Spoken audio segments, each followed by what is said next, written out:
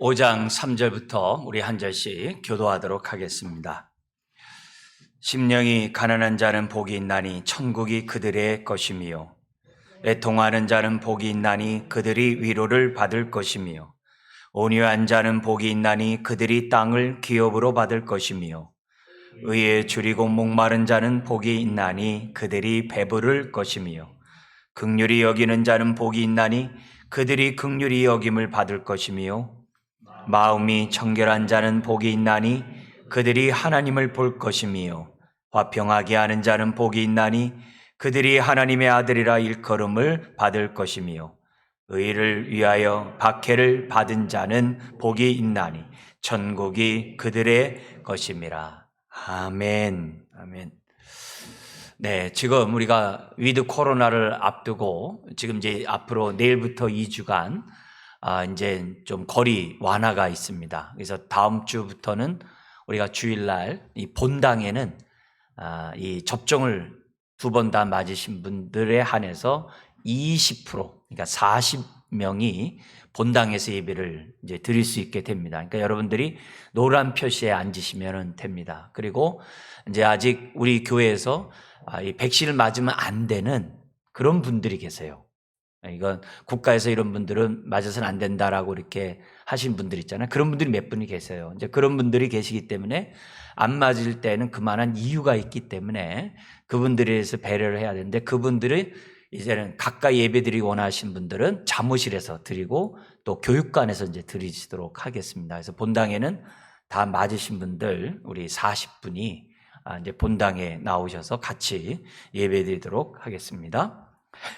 오늘 말씀의 제목은 화평하게 하는 자는 복이 있나니 라는 제목입니다. 그들이 하나님의 아들이라 일컬음을 받을 것이며, 원문을 한다면 어떻게 되죠? 복이 있도다. 하나님이 함께하는 자, 복이 있도다. 그는 화평하게 할 것이요, 그들이 하나님의 아들이라 일컬음을 받을 것이라고 이제 기록되어 있습니다.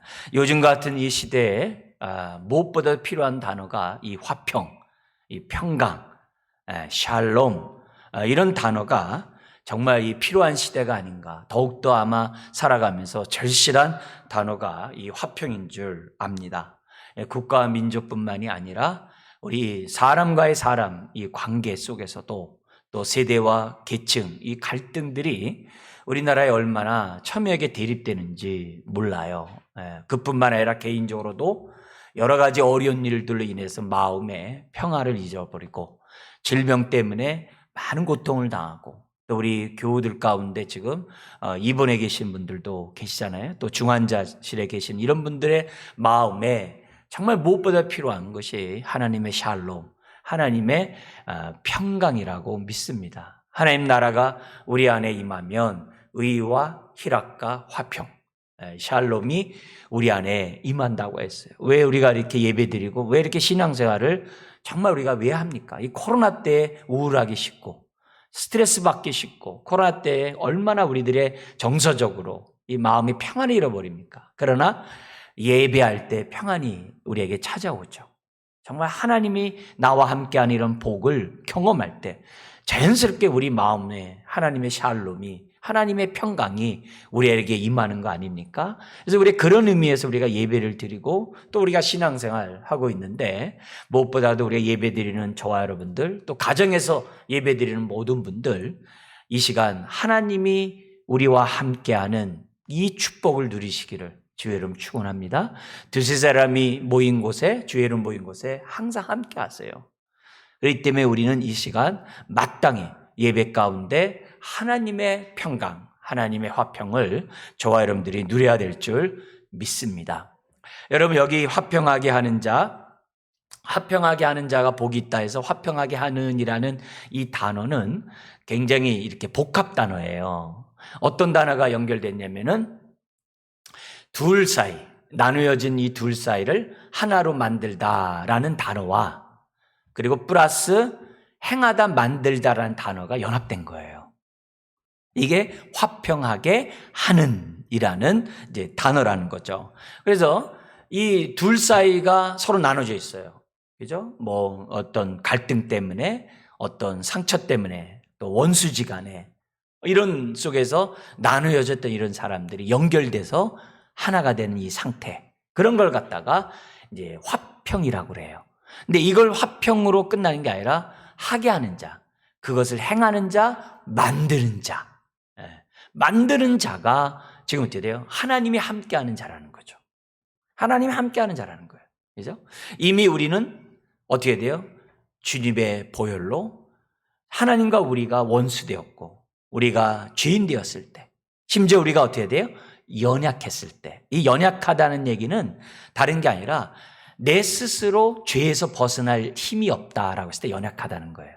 국어사진처럼 사전에 있는 것처럼 저 사람 참 연약하고 야리하게 생겼다, 그런 표현이 아니라 스스로 죄에서 이겨나갈, 헤쳐나갈, 벗어날, 구원할 능력이 없다는 그런 표현을 썼을 때 연약함이란 단어를 써요.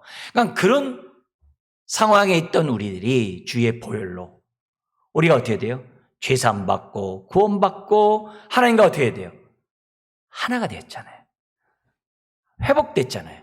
그걸 우리는 갖다가 화평이라는 표현으로 이제 사용한다는 거죠. 그래서 이 화평이라는 단어가 성경에는 하나님과의 관계에서도 사용되었고, 또 사람과의 관계에서, 심지어 자기와의 관계에서 이 화평, 샬롬이라는 이 단어가 사용되었다는 것을 우리는 기억해야 돼요. 그래서 화평, 평강, 평안, 이런 단어로 다양하게 사용된 단어가 이 화평이라는 것을 기본적으로 생각하셔야 돼요. 그러나 원래 단어는 깨어졌던 둘 사이가 회복되다, 나뉘었던 두 마음이 한 마음이 되다, 이런 의미에서 이 단어가 사용됐다는 거죠. 대표적인 것이 우리 하나님과의 관계에서 골로새 1장 20절이거든요. 거기 있는 말씀을 잠깐 읽어드린다면, 예수 그리스도의 십자가의 피로, 그래서 그의 십자가의 피로 화평을 이루사 만물 곧 땅에 있는 것들이나 하늘에 있는 것들이 예수 그리스도로 말미암아 하나님과 화목하게 되기를 기뻐하심이라. 우리 하나님이 어떤 분이냐? 우리 하나님이 기뻐하시는 것이 뭐냐? 예수 그리스도로 말미암아 만물이 우리 하나님과 화목, 하나님과 화평하게 하는 것을 기뻐하신대요. 골로새 1장 20절에 화평이란 단어가 나오고 화목이란 단어가 같이 나왔어요. 여기 화평은 오늘 본문에 있는 것처럼 깨어진 관계가 회복되었다라는 게 화평이에요. 근데 그 화평의 그 결과가 우리 신분이 달라졌어요. 우리 신분이 하나님의 자녀가 돼요. 우리의 신분이 바뀌었어요. 그래서 그걸 갖다 우리 뭐냐면 하나님과 화목이라고 그래요. 그러니까 화목은 화평의 결과예요. 화목은 화평의 결과예요. 그게 뭐로 이루어졌다고요? 예수 그리스도의 피로 말미암아 믿는 자들에게, 그 피를 믿는 자들에게 마음이 뭐가요? 화평이 오죠. 왜요?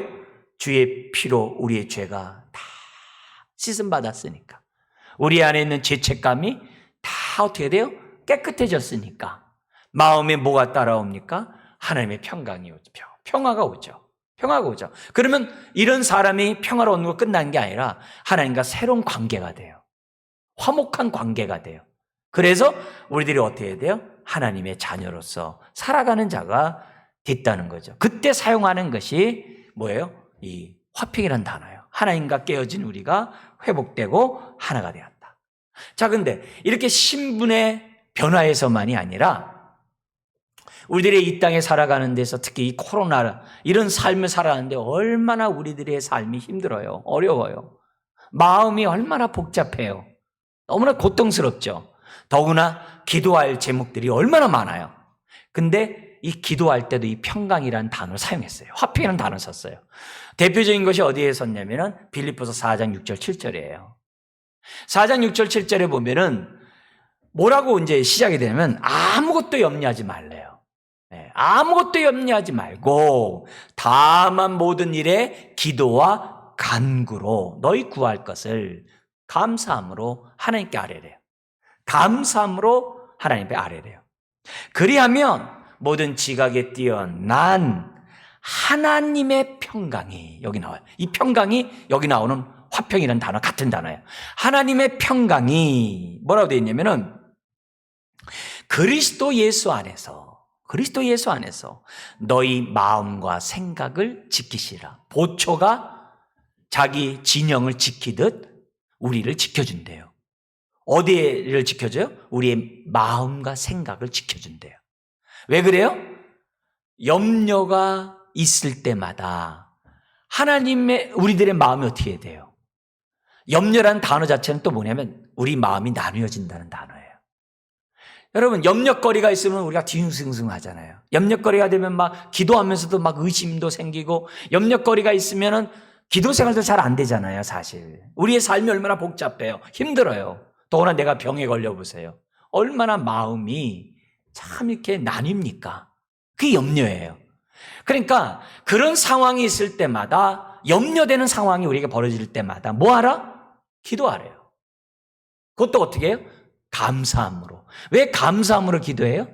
모든 것이 하나님의 손 안에 있거든요. 모든 것이 하나님의 뜻 안에 있고 하나님의 주권 하에 있거든요. 하나님의 능력 안에 있으니까 어떻게 돼요? 감사함으로 기도하는 거예요. 감사함으로 기도하는 거예요. 하나님의 능력 바깥에라면은 기도할 일이 없죠. 그러나 하나님의 이 문제를 해결할 그 손 안에 있기 때문에 우리가 뭐 한다고요? 감사함으로. 하나님을 기도하는 거예요. 뭐 할 때마다? 염려거리가 생길 때마다. 염려하는 그 순간에 오히려 우리는 하나님을 바라보고 감사함으로 기도하자는 거예요. 그리하면 하나님의 평강이 그리스도 예수 안에서 우리들의 마음, 생각과 마음이 막 복잡하잖아요. 그 마음을 어떻게 돼요? 지켜주시란 뭐예요? 한 마음으로 붙잡아 주겠다는 거예요. 그러니까 이 마음에 뭐가 오는 거예요? 하나님의 평강이 넘쳐나는 거죠. 그래서 기도하는 거예요. 그래서 예배하는 거예요. 그래서 우리들이 그래서 찬송하는 거죠. 그래서 우리들이 이 평강이라는 이 단어는 너무 중요해요. 더구나 이 하나님의 평강이 지킨다는 얘기는 하나님과 관계없이 그냥 무슨 물건 주듯이 또 평강 주는 게 아니에요. 이 하나님의 평강이 지킨다는 말은 하나님이 지금 현재 누리고 있는, 하나님이 누리고 있는 그 평강을 우리에게 주신다는 거예요. 우리 주님이 그랬어요. 예수님이 내가 너에게 평안을 주노라. 이것은 세상이 알지도 못하고 줄 수도 없다. 그런 얘기를 하셨어요. 그때 우리 주님이 내가 너에게 평안을 준다는 말도 똑같아요. 지금 내 안에 있는 평안을, 내가 누리고 있는 평안을 함께 누리게 해주겠다는 말이거든요. 그러니까 기도할 때마다 하나님이 나와 함께 하잖아요. 하나님이 함께 하잖아요. 근데 그냥 함께 하는 게 아니라 하나님의 평강으로 우리를 갖다 어떻게 돼요? 생각과 마음을 주관하신다는 거예요. 그러니 찬송하는 거고 예배하는 거고 하나님 앞에 기도하는 거 아닙니까? 그래서 기도하면 기도할수록 불안한 마음이 사라지고 염려하는 마음, 걱정, 근심, 막 여러 가지 뒤숭생숭한 이런 마음들이 어떻게 돼요? 평안해지는 거예요. 할렐루야. 그 단어예요. 근데 이것이 사람과의 관계 속에서도 나타나는 거예요. 네? 여러분, 이 평안은 예수 그리스도를 믿음으로 말미암아 하나님 관계가 회복할 때 오는 평안이거든요. 로마서 5장 1절에서도 우리가 믿고 의롭다함 받은 자가 누리는 5가지 축복이 로마서 5장에 나오잖아요. 그 가운데 하나가 뭐예요? 평안을 누린다라 했거든요. 왜? 관계가 회복됐으니까. 하나님과 접붙임 바 됐으니까. 하나님이 나의 하나님, 나의 아버지, 나의 선한 목자가 되셨으니까. 하나님의 평강을 누리는 자가 됐다는 게 거기 나오거든요. 그 첫 번째 복으로 나오거든요. 우리가 믿음으로 이처럼 하나님 앞에 당당하게 예배 드릴 수 있는 것도 의롭다함 받은 자가 누리는 축복 가운데 하나거든요. 그런 의미에서 우리가 이미 하나님이 함께하는 하나님의 자녀가 됐으니까 이런 자에게는 평안이 있거든요. 근데 이 평안을 우리는 어떻게 돼요? 상실되지 않도록 끊임없이 기도하고 또 부르짖고 또 부르짖음으로 평강을 유지하는 저와 여러분들이 되어야 한다는 거죠. 그러면서 이 평강이 사람과의 관계에서도 사용되는데 원수지간이라든지 갈등지간이라든지 이런 사람들이 연결되는 거, 그게 이 단어예요. 심지어는 내 마음이 여러 가지 질병이나 힘든 일로 인하여 분산됐을 때도 사용할 수 있는 마음들이 굳건한 마음으로, 굳건한 믿음으로 붙잡아주는 것도 평안이라는 사실을 저와 여러분들이 잊어서는 안 됩니다. 자, 근데 오늘 이 7번째 복이 뭐라고 되어 있다고요? 화평하게 하는 자예요. 이 하는이라는 단어에 우리가 뭐냐면 관심을 가져야 돼요. 우리 영어로 피스메이커라는 단어 쓰잖아요. 그죠? 근데 여기서 메이커예요. 화평을 만드는 자예요. 본문이 뭐냐면 화평을 사랑하는 자는 복이 있나니 하나님의 자녀라 일컬음을 받으리라가 아니에요. 화평을 사랑하는 자가 아니라 화평을 만드는 자예요. 물론 사랑하는 자랑 만드는 자는 다 같은 말이에요. 그렇지만 어감이 달라요. 왜냐? 마음으로는 화평을 원해요. 마음으로 화평을 사랑해요. 근데 어떻게 돼요? 행하지 않을 수 있거든요. 근데 7번째 복은 뭐예요? 행하는 자예요. 내가 화평을 행하는 자예요. 만드는 자예요. 하나가 되게 하는 자예요. 불신자에게는 전도함으로 하나 되게 하는 거예요. 네. 그래서 고린도후서 5장에 뭐라 그래요? 예수 안에 있는 자는 새로운 피조물인데 새로운 피조물인 자들에게 죄사함 받은 그 대가로서 뭘 요구하냐면 화목의 직책을 주겠대요. 직분을. 왜 그래요? 우리 하나님이 우리에게 어떻게 돼요? 화목의 직책을 갖다가 수행하셨거든요. 하나님이 우리들에게 뭐예요? 화평의 하나님으로서 화평의 역할을 갖다가 행하신 분이 우리 성부 하나님이고 성자 하나님이시거든요. 그래서 그 직책을 갖다가 저와 여러분들에게 예수 믿는 사람이 다 줬대요. 뭐 하라고요?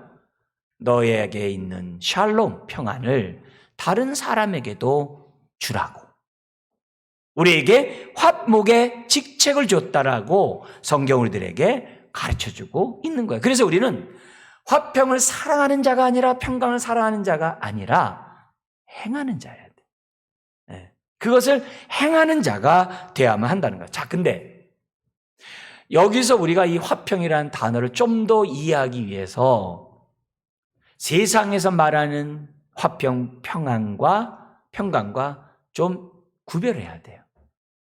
말은 같지만 그 의미도 같은 부분이 많이 있지만 차이점이 있어요. 왜 그러냐? 예수님 말씀 때문에 그래요. 내가 너에게 주는 평안은 세상이 줄 수도 없고 할 수도 없다 그랬어요.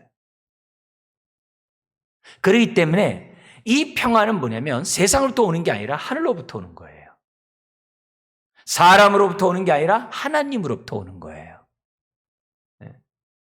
그래서 약간의 차이점이 있어요. 흔히 세상에서 우리 국가 간의 화평은 어떻게 오죠? 어느 한 나라가 세가지고 완전히 굴복당했을 때 겉으로 볼 때는 화평하죠. 그 당시 마태복음을 받았던 유대 사회가 그랬어요. 로마가 통치하고 있었어요. 유대는 이스라엘은 로마 압제하에 있었어요. 근데 그 시대를 갖다가 로마가 통치하던 시대를 갖다가 평화의 시대래요. 역사학자들이 평화의 시대를 팍스 로마나라고 그래요. 여러분, 그 로마 시대가 질서가 있고 화평에 있었던 이유가 뭐예요? 법을 어기면 무자비하게 죽였거든요. 반역을 하면 무자비하게 죽였거든요. 십자가의 화형으로 막 죽였거든요. 네. 그러니까 그런 죽음의 두려움 속에 사람들이 어떻게 돼요? 질서 가운데 살아갔던 시대예요. 이건 세상이 주는 평화의 가장 기본적인 모습이에요. 즉 세상의 화평은요 대부분 힘에서 와요. 파워에서요. 그래서 힘이 절대적이면 어떻게 돼요? 국가 간에 평화가 오는 거죠. 그러나 그 마음은 어떻게 돼요? 유다 백성들처럼 마음이 지금 뭐요? 평화롭지가 않은 거죠. 왜 유대인들이 메시아를 구했어요? 메시아가 오면은 이 땅에 샬롬이 온다고 했거든요. 메시아가 오면 공의와 정의가 살아나서 모든 사람들, 모든 세상 사람들이 그 마음에 갈등과 그 아쉬움과 이 다툼이 있는 것이 아니라 샬롬, 평화가 온다고 했기 때문에 메시아를 기다렸던 거거든요. 로마 압제하에서 그들이 어떻게 돼요? 단순히 이게 자유롭게 되는 게 아니라 하늘의 샬롬을 누리고 싶었던 거거든요. 그런 시대예요. 그러나 동시에 또 어떤 때 힘의 평안이 있어요. 국가 간에요. 균형이 맞출 때. 그래서 우리 군비 지금 우리나라가 지금 막 부쩍 막 군비를 증강하고 있잖아요. 근데 우리나라만 합니까? 여러 나라들이 하죠. 왜요? 힘이 있어야 침략을 안 당하니까. 힘의 균형을 유지하기 위해서 군비를 증강을 하잖아요. 왜요? 그래야 이 땅에 화평이 온다라고 생각하는 거거든요. 그게 세상에서 말하는 힘이에요. 근데 여기에는 뭐예요? 문제가 있을 수밖에 없어요. 마음의 평안이 올 수가 없어요. 힘이 있는 곳에는 항상 분열과 다툼이 있게 돼 있어요. 전쟁과 싸움이 끊이지 않게 돼 있어요. 여러분, 우리나라에서도 지금 국회의원의 여당이 지금 많잖아요. 그럼 조용합니까? 그렇지 않아요. 네. 대통령이 바뀐다고 막 조용합니까? 그렇지 않아요. 네. 데모는 끊이지 않아요. 사람들의 욕구는 끊이지 않아요. 민주주의가 된다고 평화가 있나요? 그렇지 않아요. 절충하는 거죠. 일시적인 거죠. 그건 세상적인 거죠. 타협에 의한 거죠. 네. 그러나 거기에는 어떻게 돼요? 하늘의 평안, 주님이 말하는 평안은 없는 거예요. 여러분, 민주주의 속에서 어떻게 돼요? 절대 다수가 행복하면은 그래도 잘한다고 해요. 소자가 소외되는 그런 일들이 얼마든지 있는 거예요. 그러나 하늘로부터 오는 샬롬은 소자도 평안을 누려요.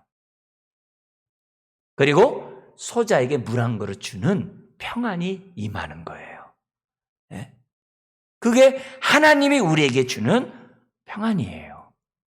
주님이 우리들에게 요구하는 평안, 이 평안이 예수 그리스도로 말미암아 보혈의 피로 우리 안에 하나님 나라가, 우리 안에 주의 성전이, 우리 안에 임마누엘 하나님의 함께함으로 우리에게 임했다는 거예요. 그런 의미에서 하나님이 주시는 평안은 힘에 의해서 오는 게 아니에요. 어디에서 오는 거예요? 팔복에서 얘기한 것처럼 내적인 변화에서 오는 거예요. 첫 번째 복처럼 심령이 가난한 자가 누리는 복이에요. 두 번째 복, 애통하는 자가 누리는 복이에요. 세 번째, 온유한 자가 누리는 복이에요. 네 번째, 의에 줄이고 목마른 자가 누리는 복이고, 남을 위하여 긍휼히 여기는 자가 누리는 복이고, 사람들을 대할 때 두 마음 품지 않고 마음이 청결한 자가 누리는 복이 이 바로 화평이라는 거예요. 이 화평은 하나님께로부터 와요. 이 화평은 내 안에서부터 와요. 내 안에서부터, 즉 나와 함께하는 주님으로부터 온다는 것을 우리들에게 지금 말씀하고 있는 것이 주님의 말씀이에요. 그래서 내면이 변화되지 않고는, 내면이 주님을 만나지 않고는 내 안에 주의 임재가 함께함이 없이는 이런 평안을 누릴 수가 없어요. 근데 감사하게도 예수 그리스도의 보혈의 피를 믿음으로 누리게 되니 얼마나 감사한 얘기예요. 세상의 군사력으로 평화를 누리려고 하지만 그게 되질 않아요. 아프간 사태 보세요. 미얀마 사태 보세요. 이라크 사태 보세요. 우리나라에 벌어지고 있는 주변의 상황을 보세요. 세상은 평화를 원하지만 쉽지 않아요. 우리나라 그 태권도 선수단이 미국의 유명한 그 프로그램, 아주 그 재능들 있는 사람이 나와서 경연을 해가지고 하는 그 프로그램이 있어요. 갓 탤런트라는 프로그램이 있는데 거기에 결승까지 올라가는 그런 일이 있어요. 그래서 태권도가 많이 이렇게 알려지게 되게 됐는데 그 사람들이 마지막 이렇게 격파를 하고 퍼포먼스 다 마친 다음에 프랭카드를 쫙 펴요. 뭐라고 써 있는지 아세요? 승리보다 중요한 게 평화라고 써 있어요. 그러니까 세상은 평화를 다 원한다는 거죠. 그러나 그 평안이 주님을 만나기까지는 그 평안을 누릴 수가 없다는 거예요. 물론 일시적인 평안이 있죠. 왜요? 하나님의 일반 은총이니까. 사람들을 위로해주고 사람들을 정말 받아주고 사람들을 격려함으로 우리들이 어떻게 돼요? 환경에 여러 가지 불편함이 사라짐으로 우리가 평안을 누릴 수가 있겠죠. 그러나 이거는 주님을 만날 때 진정한 평화를 누리기 전까지는 그 마음속에 늘 허전함이 있는 거죠. 오늘 주님이 우리들에게 요구하는 것은 다른 게 아니에요. 하늘의 화평을 얘기해요. 우리 하나님은 평강의, 샬롬의, 화평의 하나님이신 줄 믿습니다. 여러분, 우리 하나님이 뭐뭐의 주님이다 그러면요, 두 가지를 생각해야 돼요. 한 가지는 뭐냐면 그것을 우리에게 주고 싶어 하고자 하는 뜻이 있다는 것, 뜻. 그리고 또 하나는 뭐냐면 그 뜻을 우리에게 알게 하고자 하는 열정이 있다는 것을 두 가지를 아셔야 돼요. 하나님은 사랑의 하나님이시다 그러면 어떻게 돼요? 사랑을 베풀고자 하는 뜻이 있고 그 사랑을 우리에게 주시고자 하는 열정이 있다는 거예요. 그래서 예수님을 보낸 거예요. 그리스도를 보낸 거예요. 화평도 마찬가지예요. 하나님이 평강의 화평의 하나님이라는 말씀은 우리에게 그것을 그렇게 주시고자 원하시는 뜻이 있고 그걸 우리에게 주고자 하는 열심이 있어서 우리에게 독생자를 주신 거라는 것을 저와 여러분들이 항상 생각하셔야 돼요. 하나님 자신이 주도권을 가지고 우리에게 화목을 주시는 화목의 하나님이라는 사실.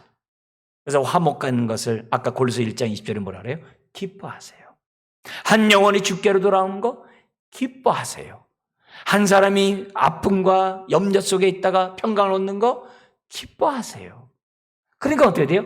계속 우리로 하여금 화평을 누리기를 말씀하고 있고 저와 여러분들이 화평을 행하는 자로서 살아갈 것을 지금 7번째 복을 통해 말씀하고 있는 거죠. 자, 이처럼 우리 7번째 뭐라 그래요? 화평하게 하는 자가 복이 있나니 이런 사람이 뭐라고 그럽니까? 하나님의 아들이라 자녀라 일컬음을 받을 것이라 해서 일컬음을 받는데요. 이렇게 행하는 자가 하나님의 자녀라고 일컬음을 받아요. 이 말은 다른 말로 하면 무슨 말이에요? 하나님의 자녀라고 한다면 마땅히 하나님의 성품인 이 화평의 삶을 나누면서 살아야 한다는 것을 말씀해요. 근데 이게 히브리인들의 사고방식이에요.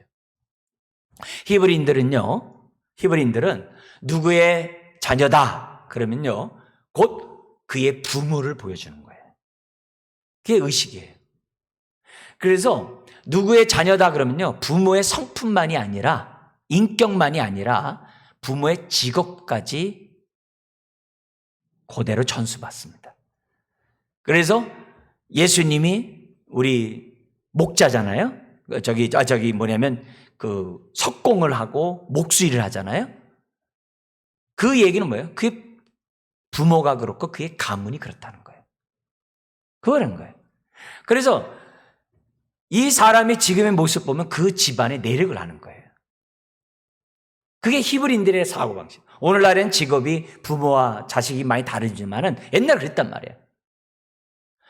그런 의식을 갖고 있는 사람들에게 하나님의 자녀라 일컬음을 받는다는 그 말은 어떤 뉘앙스겠어요? 우리가 하나님의 자녀가 되었다면 곧 하나님을 보여줘야 한다는 거예요. 그게 히브리인들의 사고방식이에요. 뭘 보여줘야 돼요? 하나님의 화목을. 또한 어떻게 돼요? 그 화목을 나타내기 위해서 화목의 직책을 저와 여러분들이 감당해야 한다는 것을 그게 히브리인들의 의식이에요. 그 의식을 성경을 통해서 저와 여러분들이 가져야만 한다는 거예요. 그래서 우리가 하나님의 자녀라면은 아버지의 특성을 보여줘야 되는 거예요.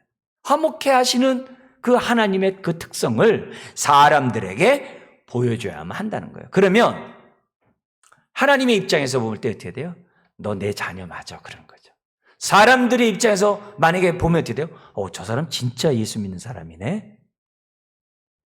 그러면서 하나님이 영광을 받으시는 그런 일들이 우리들의 삶 속에 나타나요. 그게 뭐예요? 일컬음을 받는다는 거예요. 그래서 저와 여러분들은 하나님 앞에 하나님의 자녀라고 하는 그 일컬음을 받아야만 한다는 거죠. 근데 이 단어가 뚝 떨어진 게 아니에요. 예수님이 혼자서 이렇게 툭 말씀한 게 아니에요. 이미 구약에도 있는 말씀입니다만 특별히 그 당시 예수님 당시에 유대인들이 또 유대인들이라면 다 알고 있는 말씀을 인용해요. 네. 다 알고 있는 그 내용을 주님이 요약해서 말씀하셨어요. 한 예가 뭐냐면 그 당시에 그 책, 그 1세기에 만들어진 그러한 그 책이 있는데 아보트라는 그러한 책이 있는데 거기에 무슨 글이 있냐면 이런 말씀이 있어요. 아론의 제자가 되라 이렇게 돼 있어요. 아론은 뭐냐면 대지상이죠. 대지상. 아시죠? 대지상. 아론의 제자가 되래. 근데 그 아론의 제자가 된다는 얘기는 뭐냐면 화평하게 하는 자가 되라는 말과 같다는 거예요. 그러면서 뭐냐면 그런 자들에게는 하나님 앞에 소속되었다는 그 의미로서 어떤 다음 글귀가 있냐면 하나님의 아들들이라고 불려진다는 거예요. 그 책에. 예? 아론의 제자가 되라. 이 말은 화평하게 하는 자가 되라. 그러면 어떻게 돼요? 하나님의 아들들이라고 일컬음을 받는다라고 글귀가 있는 거예요. 근데 아론의 제자가 되라는 이 얘기가 관용어로 사용됐다는 거예요. 그럼 아론은 어떤 때 사람이에요? 예수님 당시에 1500년경의 사람이거든요. 그러니까 그동안의 유대 사회에서는 어떻게 돼요? 끊임없이 그것이 뭐예요? 하나같이 관용어로 와지는 얘기들이라는 거예요. 그래서 사람들에게 얘기할 때 우리 모두 아론의 제자가 됩시다. 아론의 제자가 됩시다. 그 말은 무슨 말이에요? 화평하게 하는 자가 됩시다. 왜요? 하나님의 자녀들이니까. 그런 것이 그 당시 사회 속에서 이미 팽배했던 의식이었다고 그래요. 사고였다고 그래요. 그러니까 그런 사회 속에서 지금 뭐예요? 예수님이 7번째 복을 말씀했다는 거예요. 자, 그러면서 그 내용 안에 우리가 정말 좀 더 우리가 살펴볼 수 있는 내용이 뭐냐면 특별히 왜 아론의 제자라고 이런 단어가 왜 나오게 됐는가? 이것이 왜 화평이란 단어와 어울리게 되었는가라는 그 의미가 이제 기록되어 있고 유추되어서 우리가 해석해 보면 이렇게 됩니다. 그 제사장들은요, 24 반차에 따라서 제비뽑기에 의해서 제사장으로서 성전을 섬길 기회를 얻게 되면 일주일 동안 예루살렘 성전에 와서 하나님 앞에 제사를 드렸어요. 우리 세례 요한의 아버지도 제비 뽑아가지고 성전을 섬겼던 그런 사건이 성경에 나오죠. 그때 이제 천사를 통해서 요한의 얘기를 듣잖아요. 그죠? 그런 것처럼 제사장은 24 반차에 따라서 제비 뽑아가지고 그 반차에 따라 제비 뽑고 성전을 섬겨요. 일생 한 번도 안 섬길 수도 있겠죠. 제비 못 뽑으면. 그러면 와서 제사를 드리면 하나님께 영광이 되지만 동시에 뭐가 있냐면은 수입이 있어요. 대표적인 그 수입이 뭐냐면은 제사 5대 제사가 있잖아요. 번제, 다 태우는 거, 소제, 우리 고운 가루, 우리 10분의 1을 바치는 그런 소제, 그리고 뭐냐면 화목제, 그리고 속제제, 속건제가 있잖아요. 근데 이 번제는 다 드리기 때문에 제사장의 몫이 없어요. 그리고 화목제는요, 그 제사를 드리는 온 식구가 다 와서 종까지 다 와서 먹기 때문에 별로 그렇게 많이 남질 않아요. 근데 속제제하고 속건제는요, 가슴을 들여서 이렇게 거제로 드리는 게 있고 뒷다리를 들여서 드리는 요제가 있어요. 그럼 제사장 몫이 되라고 모세 오경에 기록되어 있어요. 그건 내 몫이 많아지는 거예요. 그것만이 아니라 장자로 태어나면은 오세계를 갖다가 하나님 앞에 드려야만 해요. 왜? 하나님 것이라고 하는. 장자가 태어나면, 첫 것이 태어나면 하나님 앞에 드리는 게 있잖아요. 그 오세계에 대한 그것이 여비가 돼요. 그런데 모세 오경에 보면 뭐라고 돼 있어요? 그걸 갖다 잘 균등해서 나눠주라고 그랬어요. 그거를. 그러니까 어떤 제사장은 제사를 드리는데 번제밖에 없어 보세요. 그러면 자기가 가져갈 수 있는 몫이 하나도 없잖아요. 자기 다 가족들이 다 있는데. 이해되시겠죠? 그죠? 그때 아론의 제자라고 한다면 어떻게 돼야 돼요?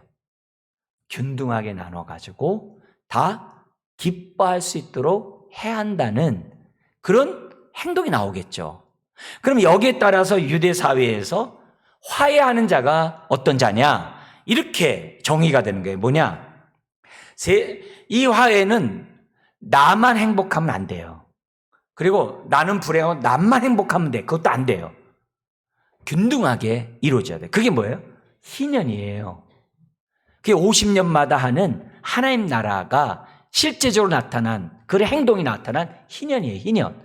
희년은 모든 게 다 공평하다는 거, 모든 게 샬롬이라는 얘기거든요. 그 정신에 따라 살아가는 게 아론의 제자이고 화평하게 하는 자라는 거예요. 그래서 나만이 아니라 모든 사람이 행복한 사람, 만족하게 하는 사람, 더 나아가 다른 사람의 행복을 위하여 나를 자원함으로 희생할 수 있는 사람, 그게 화평하는 자라는 거예요. 그게 예수님 당시에 팽배되어 있는 얘기고 오늘 성경에서 우리들이 찾아볼 때 성경에서 말씀하고 있는 내용이라는 거죠. 바로 그런 자가 하나님이 함께하는 자고 그런 자가 복이 있는 자라고 하나님의 자녀라고 일컬음을 받는다라고 예수님 당시에는 아론의 제자라고 칭함을 받는 사람이 된다는 거죠. 그런 의미에서 오늘 나에게 질문해야 돼요. 내 안에 하나님의 화평이 있는가? 샬롬이 있는가? 그리고 나는 희년의 정신, 하나님 나라의 정신에 따라 그리고 주님의 말씀에 따라 내가 자녀로 증거로서 화평하는 자로서 그걸 피스메이커로서 계속 나는 살아가고 있는가?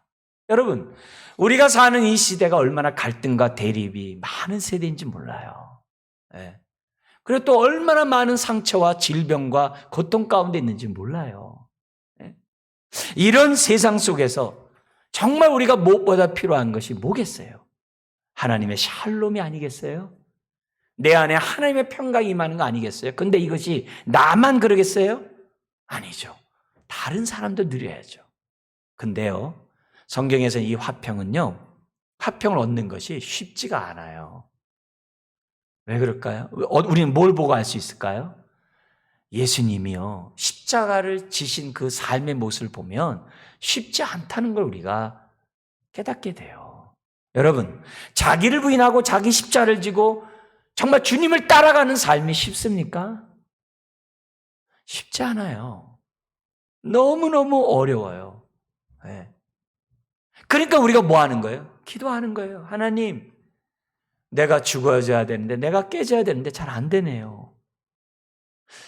그건 뭐예요? 내 안에 지금 샬롬이 없다는 얘기잖아요. 갈등한다는 얘기 자체가. 하나님, 보혈의 능력으로 저를 다시 한번 정결케 하시고 내 안에 샬롬을 주세요.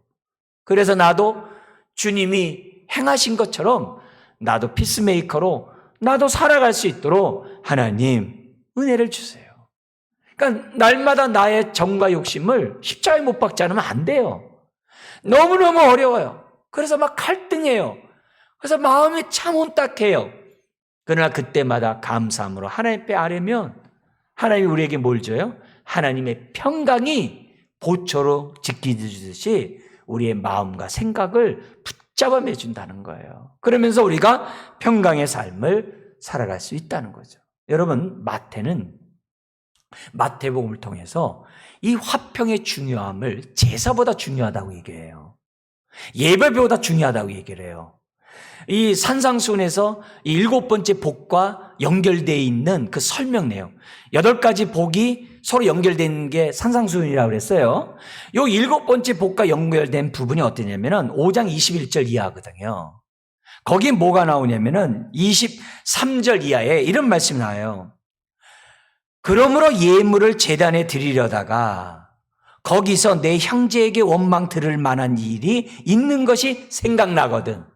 제물을 드리러 제사를 드리러 하나님 앞에 나아가다가 친구에게 이웃에게 원망 들을 만한 것이 번뜩 생각나거늘 예물을 제단에 두고 먼저 가서 형제와 화목하고 이렇게 나오는 거예요.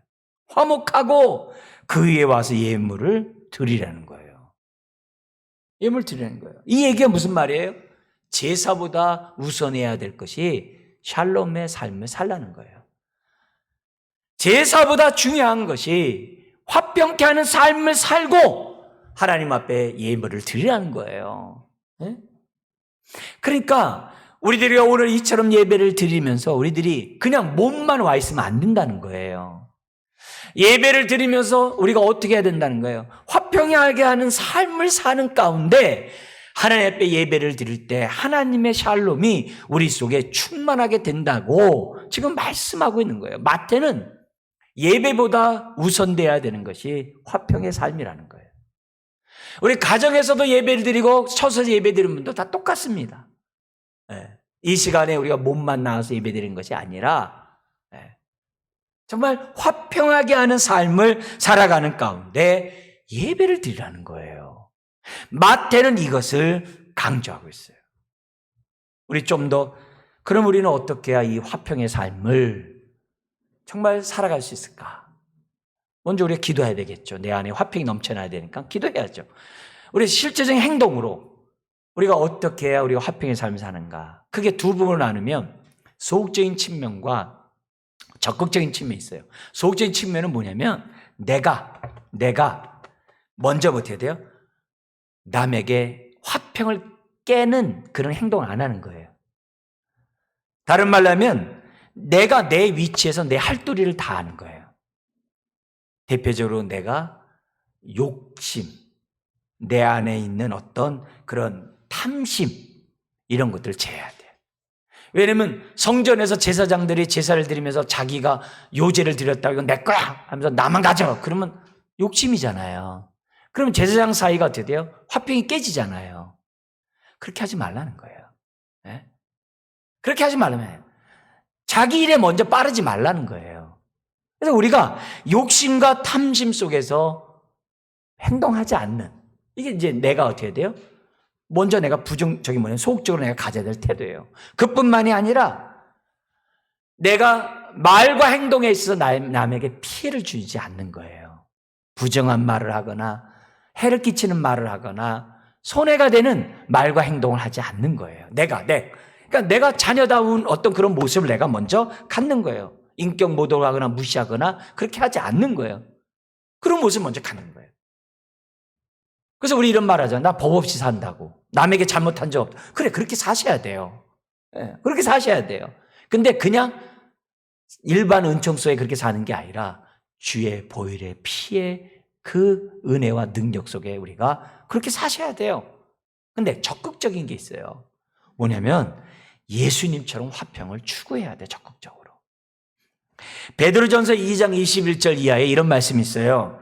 그리스도도 너희를 위하여 고난을 받으사 너희에게 본을 끼쳐 그 자취를 따라오게 하려 하셨니라.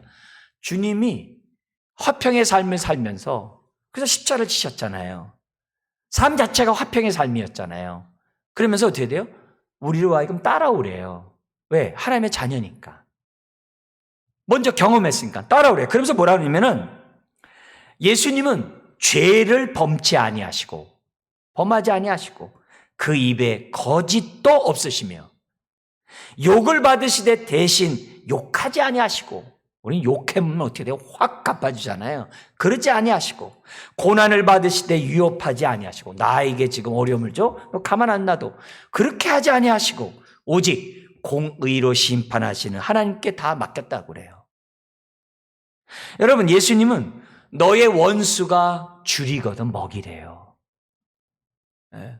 강도 만난 자의 이웃이 되래요. 직접적으로. 우리 성령의 9가지 열매 중에 대인과의 관계가 뭐 있어요? 열매가 오래 참음과 자비와 양선이죠. 오래 참지만 하지 말래요. 오래 참고만 있지 말래요. 그 다음 뭐라 그래요? 자비를 베풀래요. 자비가 뭐냐면 축복해 주래요. 좋은 말 해주래요. 근데 말로만 그렇게 하지 말고 행동으로 잘하래요. 그게 양선이에요. 실제적으로 행동을 잘해주래요. 그게 대인과에 맺는 성령의 9가지 열매 중에 3가지거든요. 그렇게 하라는 거예요. 그래야 화평이 있다는 거죠. 연약한 자의 약점을 감당하래요. 소자에게 물 한 그릇 떠주는 게 연약한 자의 약점을 감당하는 거거든요. 그렇게 살래요. 이웃의 유익과 덕을 세우래요. 그게 뭐예요? 주님이 우리들에게 적극적으로 살라고 하는 화평의 모습이에요. 불신자에게 왜 전도해야 돼요? 그게 주님이 그러셨으니까. 우리가 그런 삶을 살아야 한다는 거예요. 이런 자에게 하나님이 어떤 축복을 주신다고요? 하나님의 자녀라 일컬음을 받는 축복을 주신대요. 자, 근데 한번 하나님의 입장에서 한번 이 규절을 생각해 보세요. 부모가 자기 자식이 너무 잘하면 부모가 어떻게 돼? 뿌듯하죠. 기쁘죠. 자랑스럽죠. 내 아들이다라고, 내 자녀라고 얘기하죠. 똑같아요. 하나님이 우리들이 화평하게 하는 자, 피스메이커로 살아가면 하나님이 우리를 딱 보실 때 내 자녀 맞네 그러시는 거예요. 이 사건을 우리가 알 수 있는 게 어디 나오죠? 예수님이 우리를 구원하시기 위해서 죄가 없음에도 불구하고 회개의 세례를 받으세요. 회개의 세례를 받으신 다음에 어떤 일이 벌어져요? 하늘문이 열려요. 성령이 비둘같이 임해요. 그리고 뭐예요? 하나님의 음성이 임해요. 어떤 음성이에요?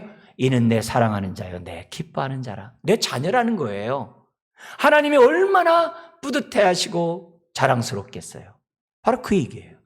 우리가 하나님께 정말 기쁨이 되고 하나님을 뿌듯하게 하는 게 뭐 있냐? 화평케 할 때. 우리 주변에 있는 사람이 우리 화평하는 삶을 보면 어떻게 돼요? 저 사람 진짜네? 그렇게 함으로 어떻게 돼요? 하나님이 영광을 받으시죠. 하나님이 영광을 받으시죠. 그런 의미에서 오늘 우리들이 하나님의 이미 자녀잖아요.